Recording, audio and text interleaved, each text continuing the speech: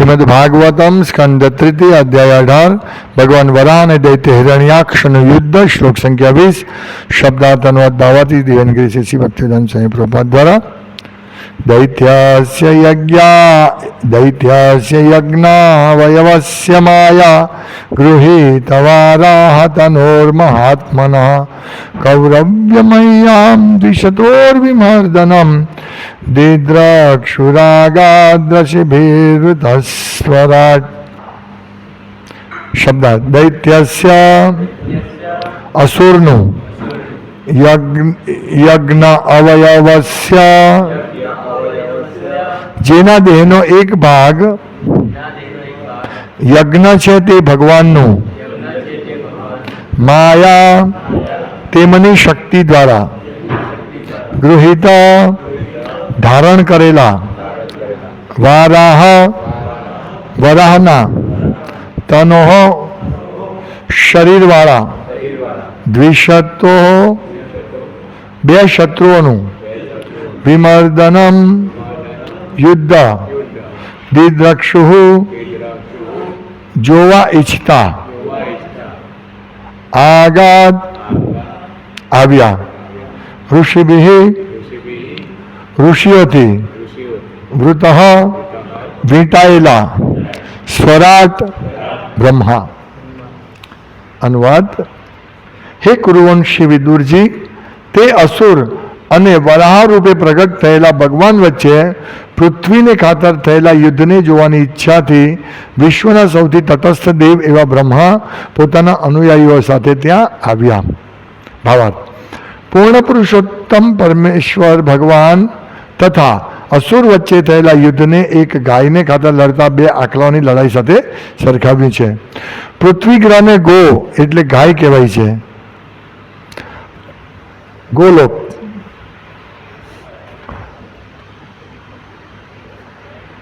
ગાય સાથે કોણ સંલગ્ન થશે તેના નિર્ણય માટે જેમ આકલા વચ્ચે લડાઈ થાય છે તેમ અસુરો તથા ભગવાન કે તેમના પ્રતિનિધિ વચ્ચે પૃથ્વીની ઉપર વર્ચસ્વ ધરાવવા માટે સતત યુદ્ધ ચાલતું રહે છે. આ શ્લોકમાં સૂચક રીતે ભગવાનને યજ્ઞાવયવ કહ્યા છે. ભગવાન એક સાધારણ સુવર્ણ દેહ ધારણ કરે એમ કોઈએ માનવું જોઈએ નહીં. તેઓ ગમે તે રૂપ ધારણ કરી શકે છે અને આવા બધા રૂપ તેઓ સનાતન પણ ધરાવે છે. તેમનામાંથી જ બધા રૂપોની ઉત્પત્તિ થયેલી છે. આ વરાહરૂપ સાધારણ સુવર્ણનું રૂપ સમજવું જોઈએ નહીં. તેમનો દેહ વાસ્તવમાં યજ્ઞથી અથવા પૂજા સમર્પણથી સભર છે. યજ્ઞનું સમર્પણ વિષ્ણુને કરાય છે. યજ્ઞ એટલે વિષ્ણુનો દેહ. તેમનો દેહ ભૌતિક નથી, તેથી તેમને સામાન્ય વરાહ ગણવા ન જોઈએ. આ શ્લોકમાં બ્રહ્માને સ્વરાટ તરીકે વર્ણવ્યા છે. સત્ય તો એ છે કે સ્વયં ભગવાન એકલા જ પૂર્ણ સ્વતંત્ર છે, પરંતુ ભગવાનના અભિન્ન અંશ તરીકે દરેક જીવાત્મા પણ સૂક્ષ્મ પ્રમાણમાં સ્વતંત્ર હોય છે. વિશ્વમાંના દરેક જીવને આ સૂક્ષ્મ સ્વતંત્રતા મળેલી છે, પરંતુ બધા જીવંત જીવાત્માઓમાં મુખ્ય હોવાથી બ્રહ્માને બીજા કોઈના કરતાં વધુ અંશે આ સ્વતંત્રતા પ્રાપ્ત છે. તે પૂર્ણ પુરુષોત્તમ શ્રી કૃષ્ણના પ્રતિનિધિ છે અને વિશ્વ વ્યવહારના અધ્યક્ષ સ્થાને નિમાયેલા છે. બીજા બધા દેવો તેમને માટે કાર્ય કરે છે, તેથી અહીં તેમને સ્વરાટ કહ્યા છે. તેમની સાથે હંમેશા મહર્ષિઓનો તથા અધ્યાત્મવાદીઓનો સમૂહ હોય છે અને તે બધા જ અસુર તથા ભગવાન વચ્ચે થયેલા યુદ્ધને જોવા આવ્યા હતા. ઓમ જ્ઞાનતિમિરાંધસ્ય જ્ઞાનંજનશલાકયા ચક્ષુરુન્મિલિતમ યેન તસ્મૈ શ્રી ગુરવે નમઃ. નામ શ્રેષ્ઠમ મનમપી શજીપુત્રમત્ર સ્વરૂપમ રૂપમ તસ્યાગ્રજામુરુપરિમાધુરીમ ગોષ્ઠપતિમ રાધાકુંડમ ગિરિવરમહોરાધિકામાધવા પ્રાપ્ત યસ્ય પ્રતિતો કૃપયા શ્રીગુરુમ તમ નતોસ્મિ વંદ્યહમ શ્રીગુરુ શ્રીયુતપદકમલમ શ્રીગુરુન વૈષ્ણવાંશ્ચ શ્રીરૂપમ સાગરજાતમ સહગણ રઘુનાથાન્વિતમ તમ સજીવમ સાદ્વૈતમ સાવધૂતમ પરિજનસહિતમ કૃષ્ણ ચૈતન્યદેવમ શ્રી રાધા કૃષ્ણપાદાન સહગણ લલિતા શિવિશાખાન્વિતાંશ. હે હે કૃષ્ણ કરુણા સિંધુ દીનબંધો જગતપતિ ગોપેશ ગોપિકા કાંત રાધા કાંત નમોસ્તુતે તપ્ત કાંચન ગૌરાંગી રાધે વૃંદાવનેશ્વરી વૃષભાનુ સુતે દેવી પ્રણમામિ હરિપ્રિય વાંછા કલ્પતર્ભ્યશ્ચ કૃપા સિંધુભ્યેવ ચ પતિતન પાણિભ્યો વૈષ્ણવભ્યો નમો નમઃ. શ્રી કૃષ્ણ ચૈતન્ય પ્રભુ નિત્યાનંદ શ્રી અદ્વૈત ગદાધર શિવાસાદિ ગૌર ભક્તવૃંદ. હરે કૃષ્ણ કૃષ્ણ કૃષ્ણ હરે હરે, હરે રામ રામ રામ હરે હરે. હરે કૃષ્ણ.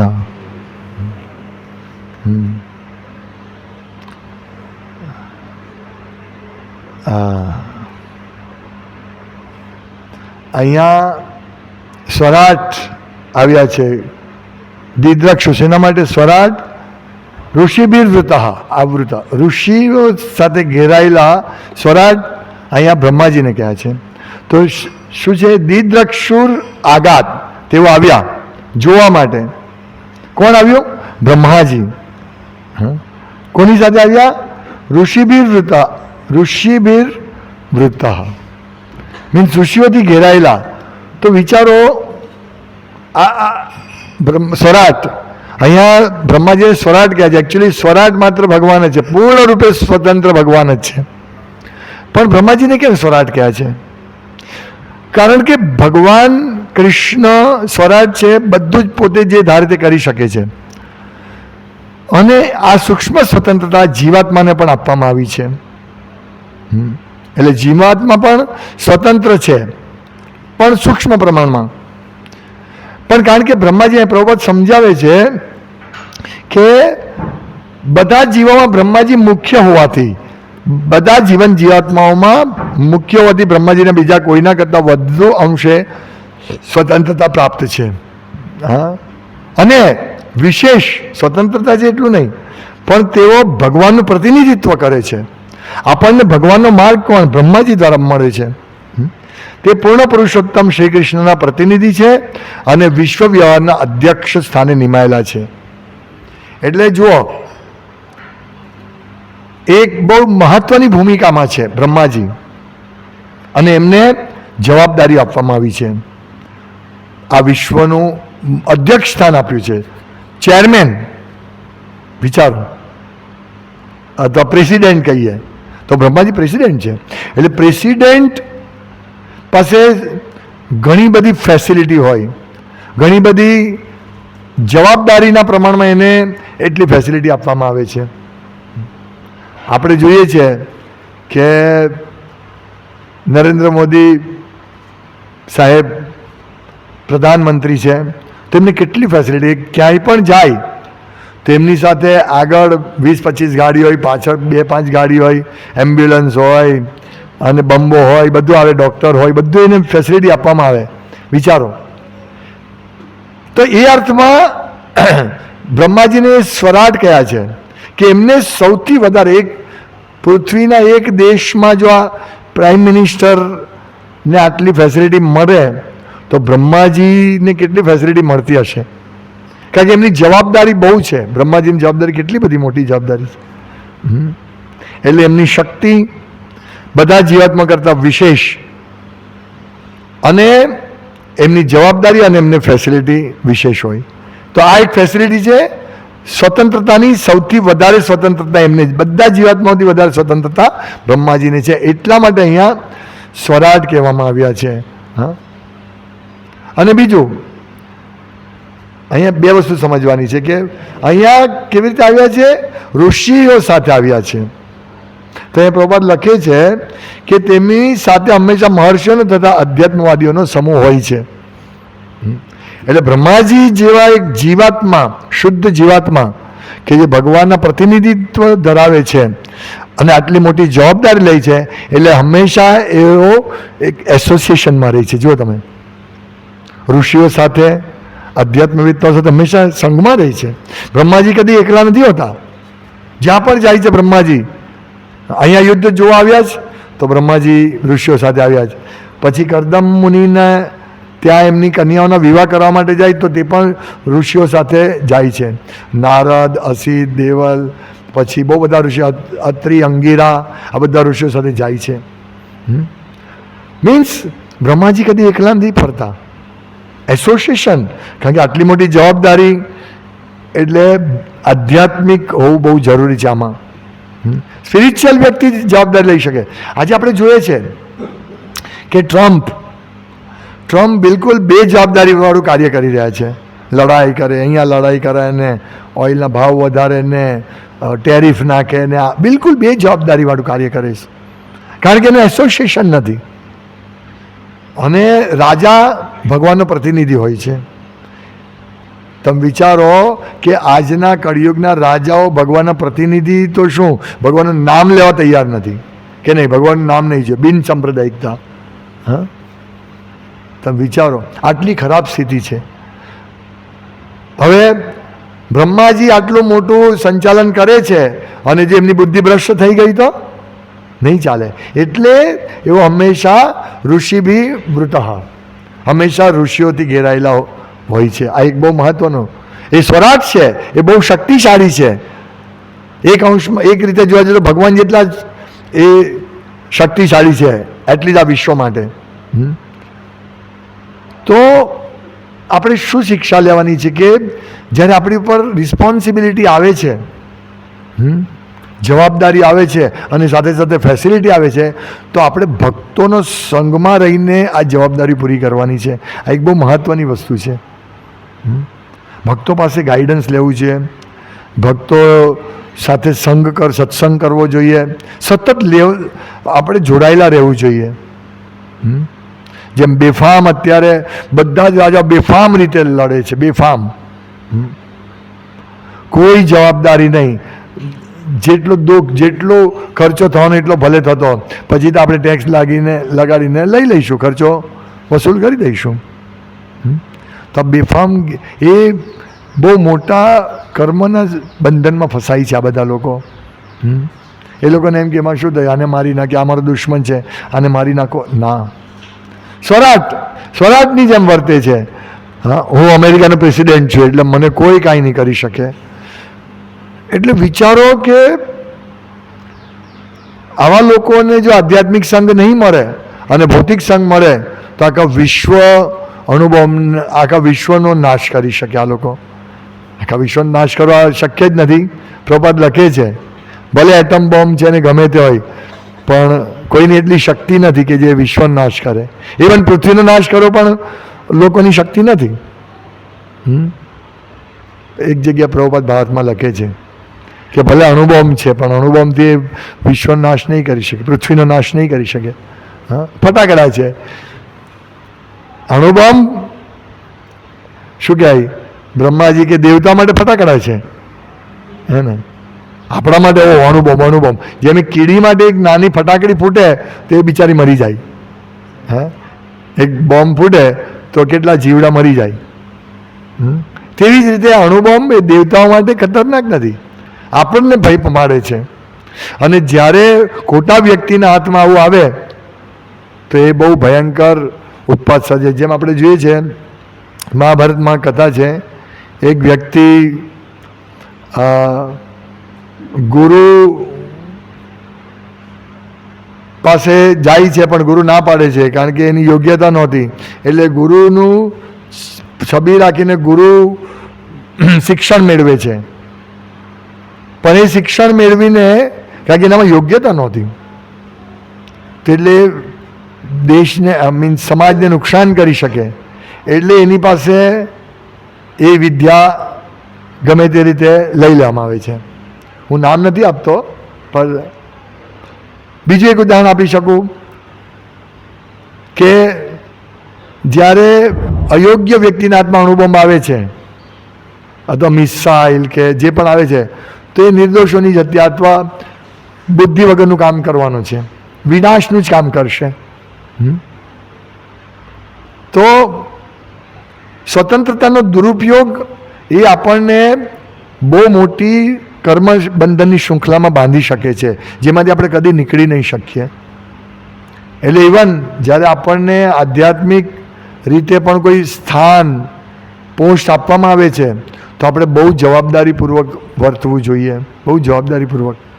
એમને પોસ્ટ સ્થાન નથી મળતું કાંઈ, પ્રચારક તરીકેનું અથવા ટેમ્પલ પ્રેસિડેન્ટ તરીકેનું અથવા કોઈ પણ સેવામાં આપણને કોઈ પોસ્ટ મળે છે તો એ પોસ્ટ એ બહુ જવાબદારીપૂર્વક નિભાવવી જોઈએ અને આપણે ભગવાનના દાસ છીએ, આપણે ભગવાનના પ્રતિનિધિ છીએ, એ રીતે એ પોસ્ટ હેન્ડલ કરવી જોઈએ.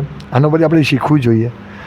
અને જો આપણે મિસ હેન્ડલ કરીએ તો એનું આપણને ભોગવવા માટે તૈયાર રહેવું પડે, આપણે ભોગવવું પડે. જેમ હું ઘણી વાર કહું કે આપણે માનો કે એકાઉન્ટ કરીએ છીએ તો એકાઉન્ટમાં જો આપણે ગરબડ કરીએ પૈસાની, અત્યારે કોઈને દેખાય નહીં પણ ભગવાન જોઈએ છે, એ ગરબડને કારણે આપણને એનું ભયંકર પરિણામ મળી શકે છે. આ એક ઉદાહરણ આપું છું.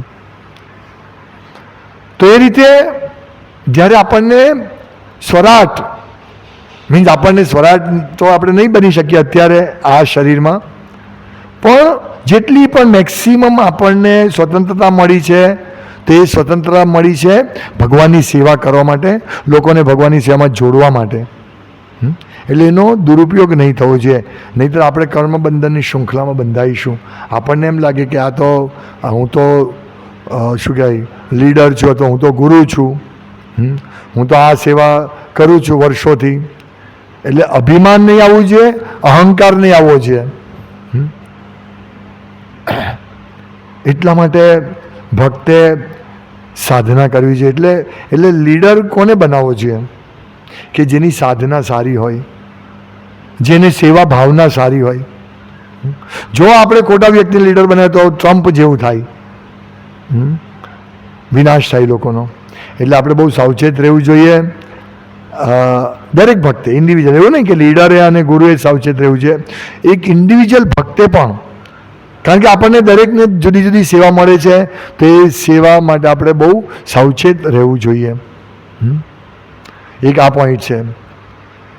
બીજો એ પોઈન્ટ છે, આજ અનુલક્ષીને પ્રભુપાદ કહે છે કે તાત્પર્યમાં કે અસુરો તથા ભગવાન કે તેમના પ્રતિનિધિઓ વચ્ચે પૃથ્વીની ઉપર વર્ચસ્વ ધરવા માટે સતત યુદ્ધ ચાલતું રહે છે. હા, એટલે યુદ્ધ ચાલતું રહે છે. આ એક બીજો પોઈન્ટ. એટલે તમે જુઓ કે જે ભક્ત છે અને અભક્ત વચ્ચે હંમેશા યુદ્ધ ચાલતું રહે છે. શેના માટે? ભક્ત કહે છે કે નહીં, આ પૃથ્વી ભગવાનની માલિકીની છે અને પૃથ્વી પર જેટલા પણ જીવો છે બધાને ભગવાનના દાસ છે, એટલે એમને ભગવાનની સામે લગાડવાના છે. અસુર કે નહીં, ભગવાન કોણ છે, ક્યાં છે ભગવાન, બતાવો અમને. એટલે અસુરો અને ભગવાનના પ્રતિનિધિ વચ્ચે અથવા ભગવાન વચ્ચે યુદ્ધ ચાલે છે. તો અહીંયા છે ને કે શેના માટે? મય્યામ કૌરવ્ય મય્યામ દ્વિષતો હોય વિમર્દનમ. એટલે આ યુદ્ધ છે વિમર્દનમ, યુદ્ધ શેના માટે ચાલે છે?